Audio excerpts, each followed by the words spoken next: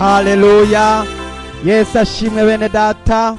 Grupe b'amaso hamwe na grupe ku musozi w'Imana niho bironkeka. Mwese hamwe n'abari kuri YouTube mwese muri kano kanya ndabahaye ikaze muri ano masengesho agiye gutangura guhera ku itariki 1 z'ukwezi kw'icenda. Amasengesho yo kubohoka, amasengesho yo kwiyiriza ndetse no kwezwa mu mutima no ku mubiri. Umukristo yama imbuto zibereye ukwihana. Bene data mwese aho muherereye hose mu mihingo y'isi hirya no hino, murahawe kaze dufatanye ano masengesho. Aya masengesho nayo kugira ngo umugeni yezwe, atunganywe, maze yambara inkomezi, yambara ubushobozi. Yesu yaravuze ngo muzohabwa ubushobozi mwe muyera niyabazako, muzoba ivyabona byo kunshingira intahe kw'isi yose muhereye Yerusalemu ni Yudaya ni Samariya ndetse gushitsa ku mpera y'isi. Abari mu mpera y'isi mwese rero murahawe kaze. Abari mu mihingo y'isi itandukanye kaze aho uri hose, uce bugufi dufatanye gusenga Imana. Yesu ashimwe cyane. Dufatanye gusenga Imana. Murahawe kaze rero. Aya masengesho turayatanguye hano turi muri Canada. Hasigaye amasaha makeya kugira ngo itariki 1 yinjire, itariki 1 y'ukwezi kw'icenda igira ngo itangure. None rero imbere yuko abari ku mugabane wa Afrika baza bamaze kwinjira muri iyo tariki, baza bamaze kwinjira mu itariki 1, nico gituma dushimye kugira ngo iri joro dutangure amasengesho. N'amasengesho yo kwezwa, n'amasengesho yo kugira ngo umugeni atunganywe, yitegure, yambara ibigwanishwa byose by'Imana. Muri ukako bijya bigwanishwa twahawe uko ari ndwi. Imana ngo nibigwanishwa Imana yambara, nibigwanishwa by'Imana. Haleluya. Nibigwanishwa by'Imana. Paulo yaravuze ngo nibigwanishwa by'Imana. Muri ivyo bigwanishwa by'Imana rero harimo ikigwanishwa cyo gusenga. Harimo ikigwanishwa cyo gusenga. Nico cuzuza kigira ndwi. Haleluya. Muri ico kigwanishwa cyo gusenga abakristo turashakirwa natwe duhore dusenga mu gihe gikwiriye no mu kidakwiriye. Nico gituma rero ano masengesho twararikiwe tugomba kuyinjiramwo, maze tukatangurana umutima wejejwe, umutima utunganye, umutima uciye bugufi, umutima wiyoroheje. Haleluya. None rero muri gutangura ndagira ngo tubanze twuguruze n'indirimbo ya 36 yugurura ano masengesho.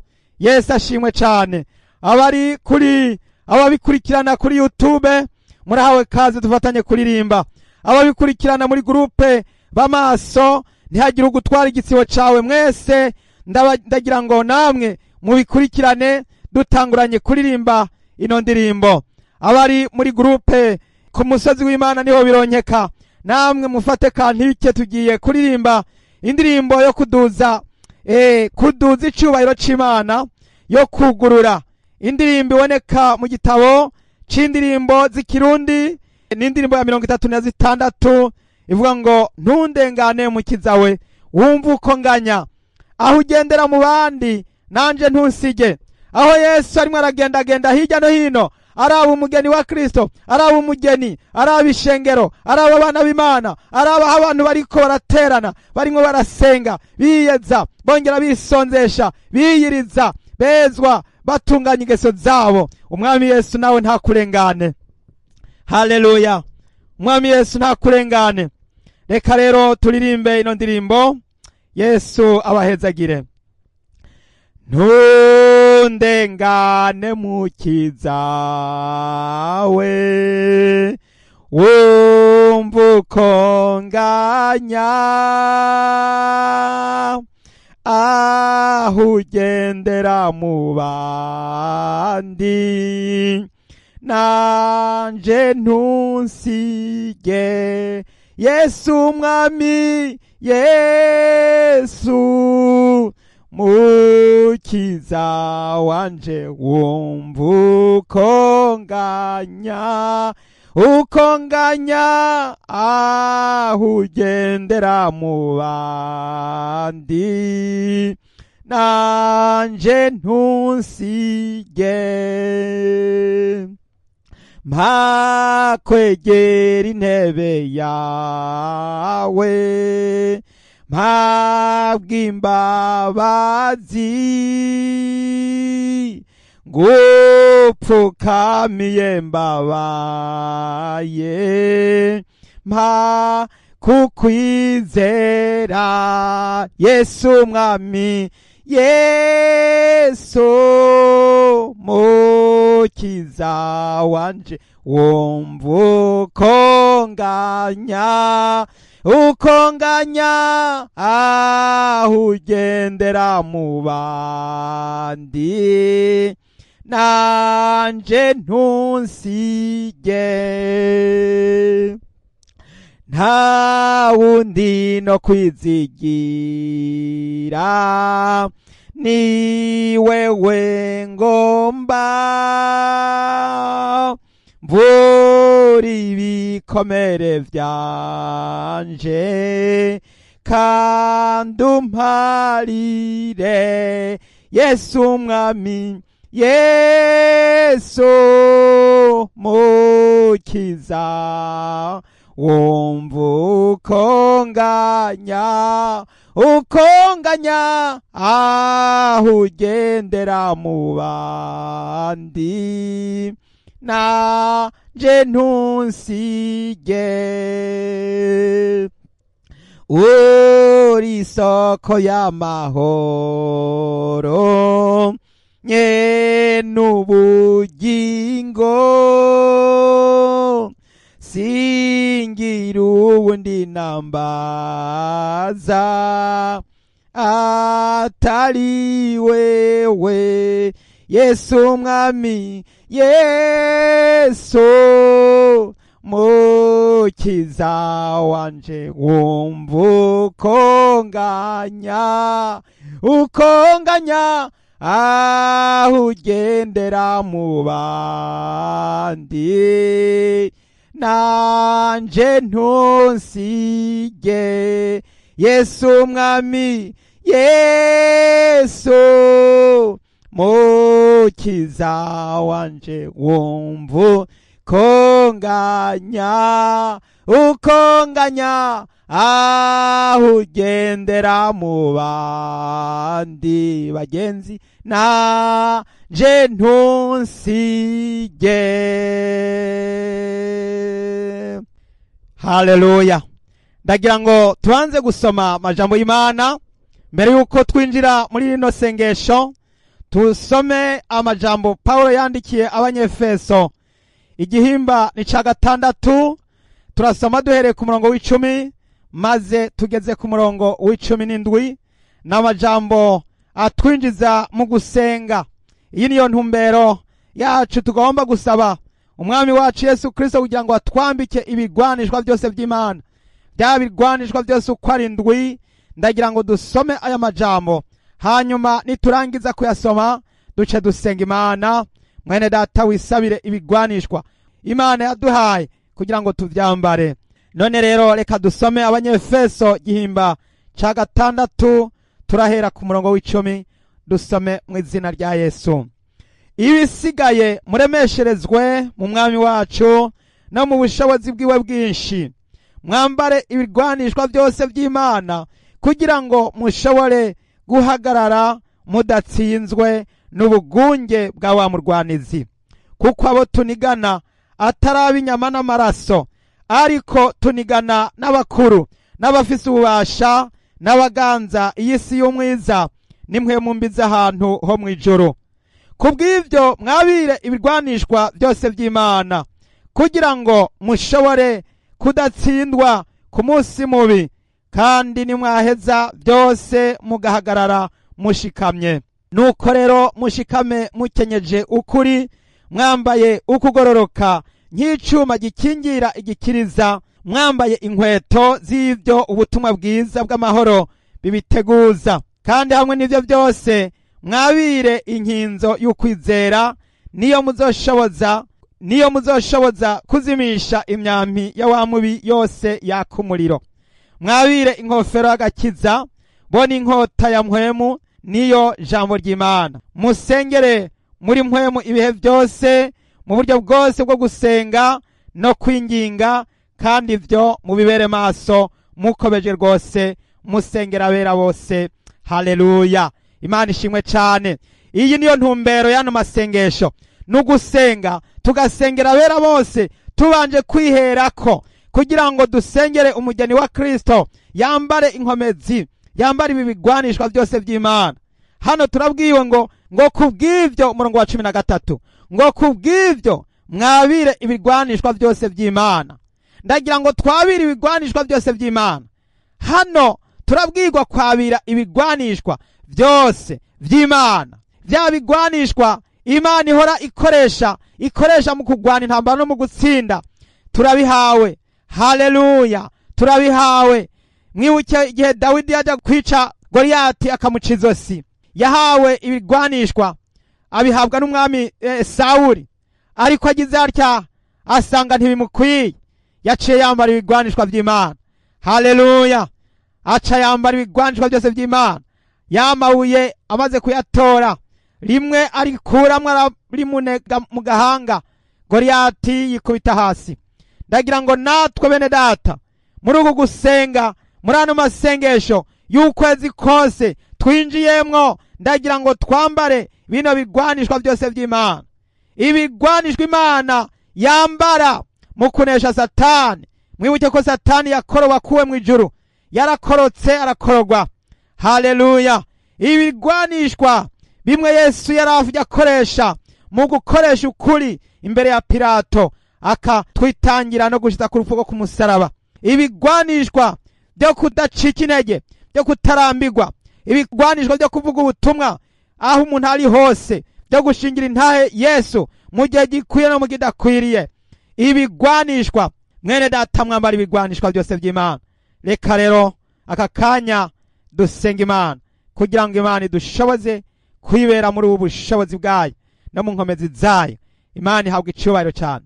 Haleluya, haleluya. Murahawe kaze bene data, muri aka kanya tugiye kuguruza bino bihe byiza by'amasengesho, tubitanguranye no gusenga. Reka dutangure buri muntu wese kaze, turagira ngo duce bugufi, turagira ngo dupfukame muri kano kanya. Rino sengesho ni sengesho ryo kugira ngo duhamagara umwami wacu Yesu Kristo abane natwe. Muri ano masengesho tugiye gutangura azomara ukwezi kose.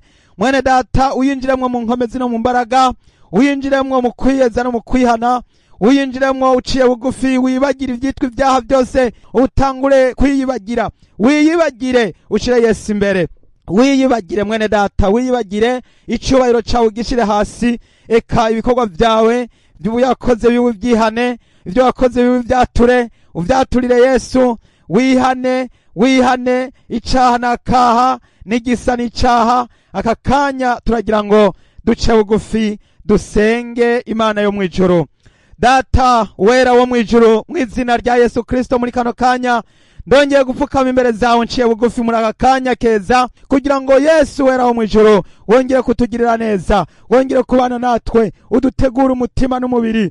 Mwami Imana yacu Yesu Kristo wera wo mwijuru, ndaciye bugufi imbere zawe Mwami, ndihanye icaha cyose, ndihanye icaha nakaha, ndihanye Mwami ingeso mbi zose, ndihanye Mwami ibyo wamwasi yanyanduje, Mwami ingeso z'isi zose, n'ingeso z'umubiri, n'ingeso za kamere. Mwami Yesu Kristo, ndihanye icaha cyose. Mwami w'icubahiro, ndaje imbere zawe Yesu, ngushimira yuko watugiriye neza, ukatugira imbabazi n'ikigongwe, ukatweza, ukatwoza, ukadutunganya, ukatuharira ibyaha, ukibagira ibyaha byo twagendeyemwo. Mwami ukibagira ibyaha byo muri kahise, ukibagira icitwa icaha cyose, ukibagira ibicumuro byacu byose, ukaduharira, ukaza kutwoza, ukaza kutugirira neza. Nubihererwe icubahiro.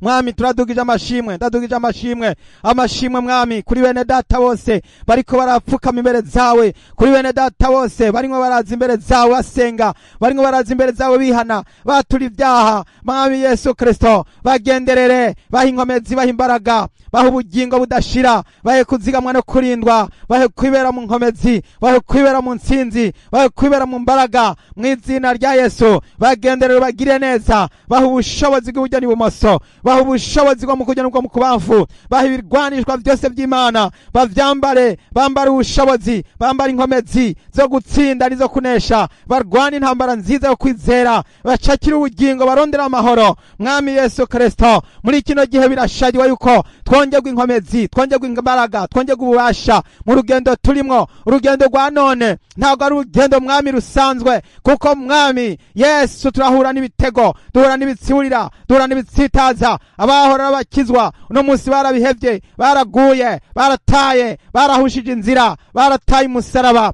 Mwami wanje Yesu Kristo, batambamiye iburyo abandi baje ibumoso. Mwami Yesu wa Nazareti, turazi yuko mwami ivyo bidashoboka ko umuntu aja i Siyoni, ntibikunda ko umuntu aja mu ijuru, ntashobora gutwara inzira zibiri, ntibikunda, ntiyoshika yaja mwami Yesu, kuko agenda mwami adaguza nk'utazi yaja, amazi agaca ahinduka ikijora. Jambo ryawe rivuga ngo ibijora n'abatizera n'abakora ibizira n'abicanyi n'umuntu wese akunda kubesha akabikora, mwami ngo abo bose umugabane wabo uzoba mu kiyaga caka umuriro n'amazuku. None Mana yanje Data, ndasenze, ndasabye imbabazi, ndasabye ikigongwe. Mwami Yesu, ndasengeye umuntu wese yabaye ikijora, umuntu wese yabaye utizera, umuntu wese yagiye adaguza mu nzira. Muri kano kanya ndamuzanye imbere zawe, ndakuzana imbere zawe bacitse intege, mwami batakigira imbaraga. Data, agatima ko gusenga, agatima ko gusenga karagiye mwami, agatima ko gushinga intahe karagiye mwami, agatima ko kwatura nta kakiriho, agatima ko guheba isi nta kakiriho, basigaye birukanga. Mwami Yesu Kristo, Yesu wa Nazareti, abahora bashikamye mwami no munsi mwami basigaye bagenda mwami Data uje bameze mwami nk'abatakigira intege. Ndabasengeye aka kanya, ubabature, ubatabare, ubakize, ubarokore, ubagenderere, ubagirire neza, ubagwanirire mu izina rya Yesu. Ndasengera mwami abari muri gurupe b'amaso, baha intege n'inkomezi n'imbaraga n'ubutwari n'ububasha bwo guhaguruka mwami, bikorera umusaraba, bagukurikire muri ano masengesho tugiye gutangura mwami. Ano masengesho mwami atangurana n'itariki imwe Mana, ndasenze mu izina rya Yesu ngo abari muri gurupe b'amaso n'abari muri gurupe ku musozi w'Imana bose mwami, n'uwundi muntu wese mwami arimo arakurikirana amasengesho mwami kuri YouTube, ndamusengera bose, abantu bose abari mu mihingo y'isi mwami w'icubahiro, ndabasengera bongerwa inkomezi, umwenera atuma inkomezi. Ndamusengera mwami ibyago arimwo umuye kubirengahana. Yesu mukize bine bitsibira no mitego, abisimbe, abaduke, ahaguruke, yongwega ubushobozi, yongerwa imbaraga, yongerwa ubutwari, yambara ubushobozi bw'Imana. Yesu wa Nazareti, yambara ibigwanishwa byose by'Imana, ibigwanishwa byose by'Imana, ibigwanishwa byose by'Imana mwami, yongere kwambara, yongere kwambara ibigwanishwa mu izina rya Yesu. Turagomba kwambara ibigwanishwa byose by'Imana muri runo rugamba turimwo, muri runo rugamba rudasanzwe, n'urugamba rutari umwana w'umuntu, n'urugamba rutari umubiri, n'urugamba rudasanzwe. Ndasabye mwami ngo abantu bongerwe inkomezi, bongerwe ubutwari, bongerwe ububasha. Mwami w'icubahiro Data ugira neza Mana isumba byose, ndabasengera mwami, nsaba amatara yake, amatara yarazimye, abantu benshi barazimye amatara ntacaka mwami, amatara ahora yaka yarazimye. Yesu wanje, babandi bahora bavuga ubutumwa, bwa butumwa ntawe ukiriho, bamwe bahora bashinga intahe, za ntahe ntazikiriho, ariko mwami wanje Yesu,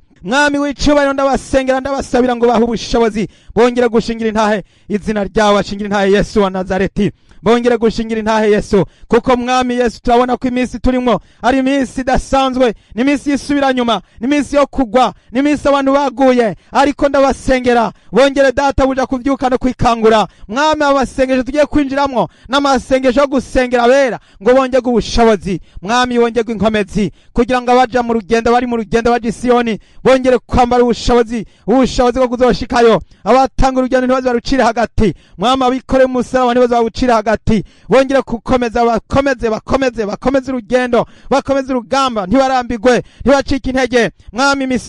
Imisore ngo yacigwica igatemba, n'imikangara yo na dende bukigwa, ariko abiteze uhoraho bazokwama biyura mu nkomezi nsha, bazogurukishamo abanyukuma, bagende ntibaruhe. Niryo sezerano wasezeraniye abana bawe, niryo sezerano wasezeraniye abakizwa, niryo sezerano wasezeraniye ubwoko bwawe mwami wanje Yesu. data wera biratangaje kubona mwami tugeze mu minsi ya nyuma abantu bagaca batangura kureburura, bagaca batangura guheba Imana, bagaca batangura mwami gusubira inyuma. Mwami nguko vyari biri mu minsi ya Nowa, ngo niko bizoba no mu minsi yo kuza k'Umwana w'umuntu. Mwami ngo abantu benshi barinezereza bageza ku munsi Nowa yinjire muri bwa bwato, umwuzurazi urabahitana bose barahona. Yo Yesu, niko nuno munsi tubona abantu benshi bahororokewe, abantu benshi basubiye inyuma. Mwami Yesu wa Nazareti, abantu benshi barimwo barazimirira mu madini, barimwo amadini arabazimije arabatwaye, bagira ngo mwami baratumbereye amadini akayovya, basubira amadini akazimiza, basubira mwami amadini agasubiza hasi. Ndabatabarije, ndabasengeye, bagenderere Mana, wongere kubarokora Yesu, wongere kubakiza umwansi, umwansi Satani yabatsikamiye. Umwansi arimwe yatsikamira itorero, arimwe yatsikamira ishengero ryawe mwami, waryubatse ku rutare, waravuze ngo ishengero ryanje ngo nzoshinga ishengero kuri urwo rutare, ngo kandi amarembo y'ikuzimu ntazorishobora. Ndasabye mwami Yesu ishengero ryawe ryongere gushikama, ryongere gukomera, ryongere kuramiriza, ryongere kwambara inkomezi. Kandi mwami wanje Yesu mutanga bugingo, ndasengera bera, ndabasaba imyambaro yera, ndasabye amakanzu yera, ndasabye abavuga butuma amakanzu yera, ndasabye abakozi ba amakanzu yera, ndasabye abarimwo baravugishwa nawo amakanzu yera, ndasabye abarimwo gukorera ibikorwa mwami amakanzu yera, ndasabye abarimwo barizera, bizera badakekeranya amakanzu yera. Ndasengera mwami abari ku murimo w'amasengesho, abo bose bagiye gusenga aya masengesho mwami, ndabasabiye mwami amakanzu yera. Mwami Yesu wa Nazareti, ndasabye mwami utwambike amakanzu yera. Mwami turenguke imbere zawe mwami, data buja turabera, tuzi imbere zawe mwami turabawe, turabana bawe by'ukuri, tuzi imbere zawe twejejwe, tuzi imbere zawe tugororoka, tuzi imbere zawe twirinda, tuzi imbere zawe dukizwa, tuzi imbere zawe utabujyajya turimwo mwami, tuzi imbere zawe twihanye by'ukuri mwami. Cana kandi gisa n'icaha mwami, ndasabye ngo bihanagurike Yesu mukunzi, Yesu mutabazi wera wo mwijoro mwami. Ndazi hari abantu benshi bari mw'ivyago, bari n'ivyago, bari n'amagogo, bari n'amarushwa, bari n'amakuba, bari n'intambara, intambara zikomeye ziko zirashaka kugira ngo zibaburagize, ariko ndabasengera ngo ndabasabire mwami kugira ngo bashikame mwami, ntibacike intege, ntibatege ubwoba n'ivyo babona n'ivyo bumva, ntibatege ubwoba mwami n'ibitera ubwoba by'ibikanganyoni, ntibatege ubwoba n'ivy'isi bitagira umumaro, n'ivy'akanya gato mwami bizobashirirako, biherana n'iyi si, birahita, bihita nk'ifu y'imijira, bigenda akanya gato, kandi nyuma y'urupfu ntaco bizogaruka kubamarira, kuko mwami vy'isi n'umuyaga n'ubusa gusa mwami Yesu. Ariko abizegeye uhoraho, abizegeye Uwiteka mwami w'icubahiro bazohoraho mwami ibihe bidashira, bazobana n'umwami w'abami ibihe byose. Tuzokwama dushasha imbere za data, tuzokwama turaba mu nyonga ha data. Oh haleluya mwami Yesu wa Nazareti, tugendere tuzigamire mu rukuri kwa n'ugororoka kwawe. Ndasengera umugeni wa Kristo ari hose munsi y'izuba, yongere kwitegura gusanganira Mesiya agiye kuza gutora ishengero, yongere kwitegura mugeni wa Kristo ari hose munsi y'izuba, yitegure yambara inkomezi, yuzuzwe, akomezwe, avugutirwe, yezwe, atungana, hagarare mu nkomezi. Mwami Yesu wa Nazareti, turagutabaje mwami, twarumvise kandi turazi jambo ryawe ryaratubwiye neza yuko mwami Yesu nguzoza nkuko igisuma kiza mwijoro, ngo bazavuga bati hari amahoro nta nkomanzi, niho uguhona kuzobaza kugiturumbuka nkuko bisebiza kumugora kuri we. Mwami w'icubahiro, ndasenze mwami kugira ngo umugeni wese ahari yitegure, uduhe kuba maso, uduhe gusigwa amavuta mpwemu yera, amavuta y'umunagura, amavuta y'umwuzuzo, amavuta y'impemburo, amavuta yo kunaguka, amavuta yo kuvugutirwa, amavuta yo kwambara inkomezi, twongegwe ubushobozi, amavuta mpwemu yera yongere kwaka mu bugingo bwacu, mpwemu yera yongere kwaka, turafuruje ingabire zazinye zifurugwe, turasabye mwami mpwemu yera yongere kwatsa ingabire zose zari muri twebwe, zongere kunaguka, zongere gufurugwa mwami, abantu bongere gucanirwa no kuvugutirwa no kwezwa mwami, abantu bongere gutsanzamuka mwami, abasinzire bikangure mwami, abanyotewe bongere kwakira ijambo ryawe ry'ubutumwa bwiza bw'ubwami bw'Imana, bubakangurira kwakira no gusanganira Mesiya agiye kuza, agiye kwamanuka no kururuka ku bicu kugira ngo aze gutora umugeni yakoye amaraso y'igiciro kinini yatuvire ku musaraba i Karuvari Golgota. Mwami ndagutabaje Mana, ndatabarije ubwoko bwawe, ndatabarije abera bawe, ndabasengera nanje nisengera mwami,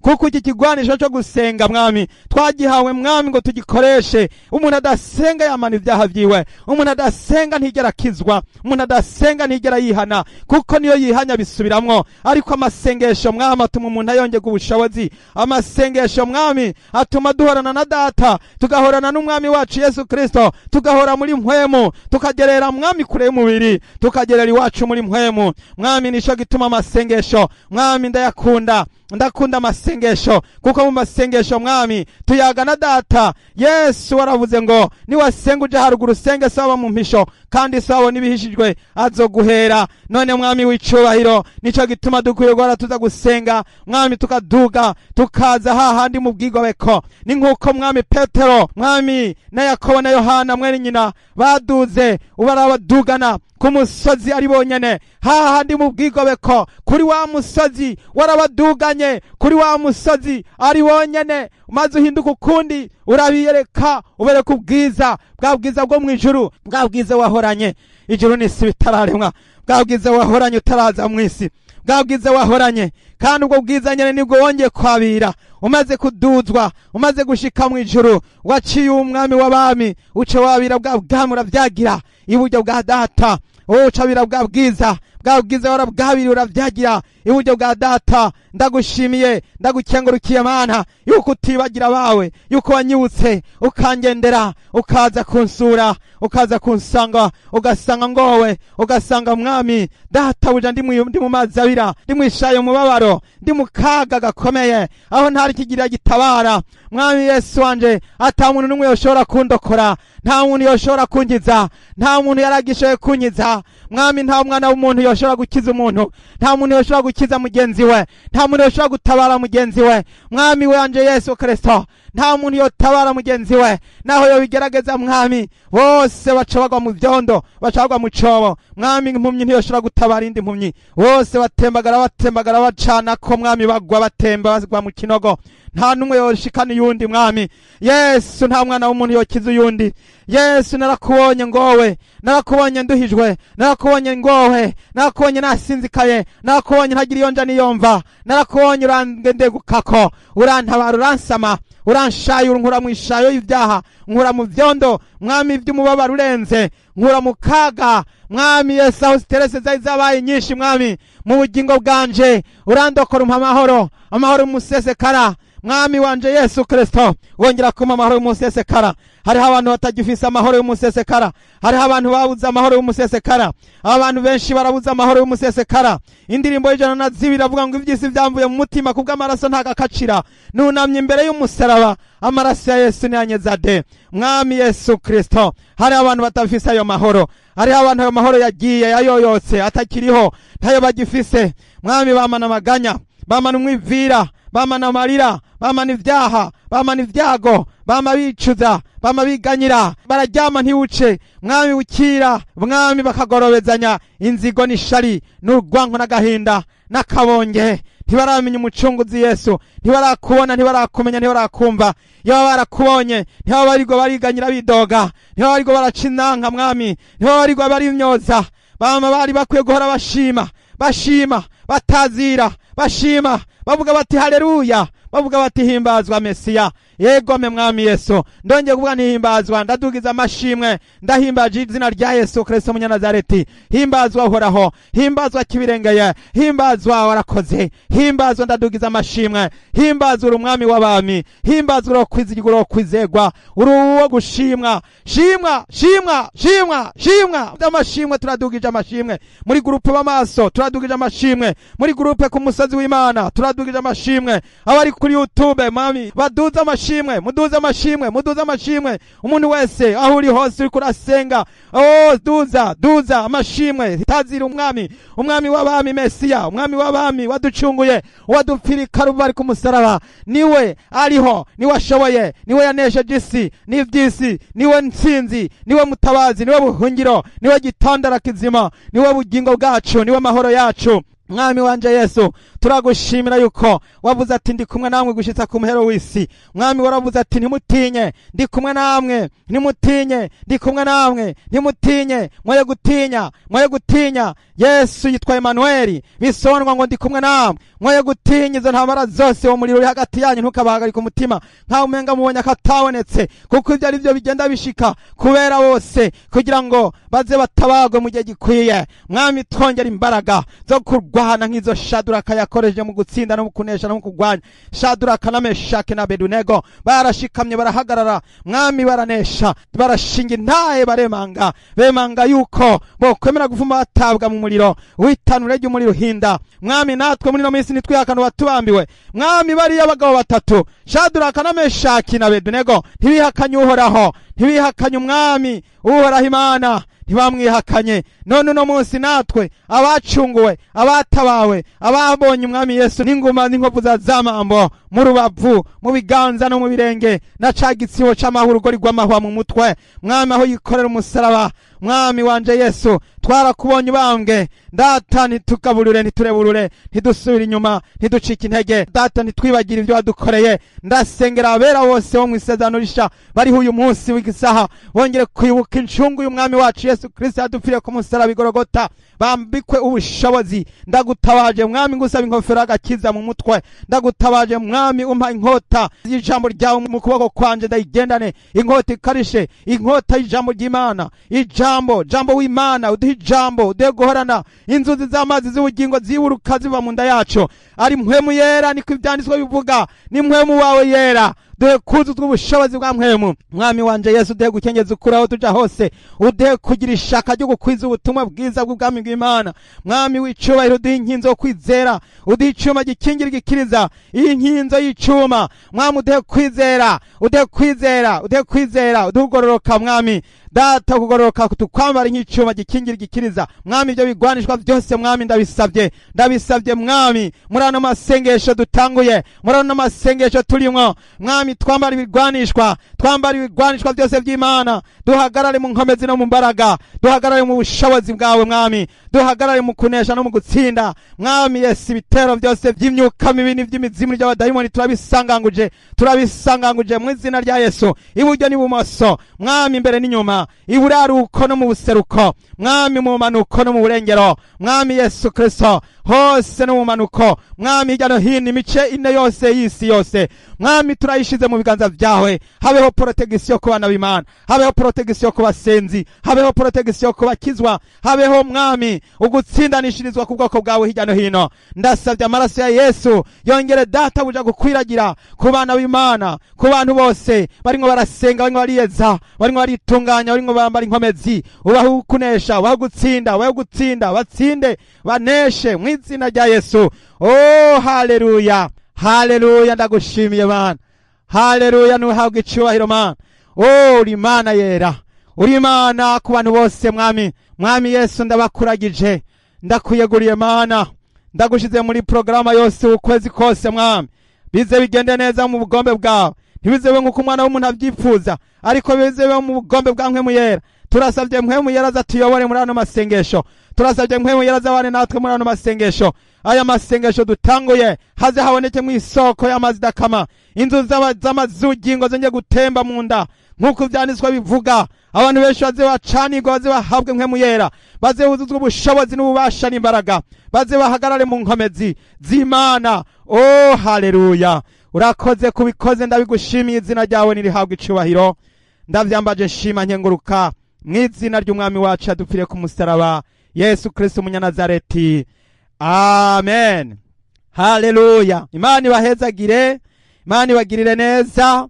Rero numurariko ku bantu bose, aya masengesho aratanguye, kandi ndagira ngo wewe yatanguye uziyasozere, kandi uze ukomeze kugira ngo ico uri kurasengera uze ugihabwe. Kandi turiko turasenga kugira ngo tuze twumve ya nzamba, tuze dusanganira Umwami Yesu ahagiye kuzira vuba gutora ishengero, gutora bera. Imana ibahezagire. Rero mwari kumwe na mwene so Mbonimpa Abeli, mukomeze kuguma ku gicaniro. Haleluya, amen.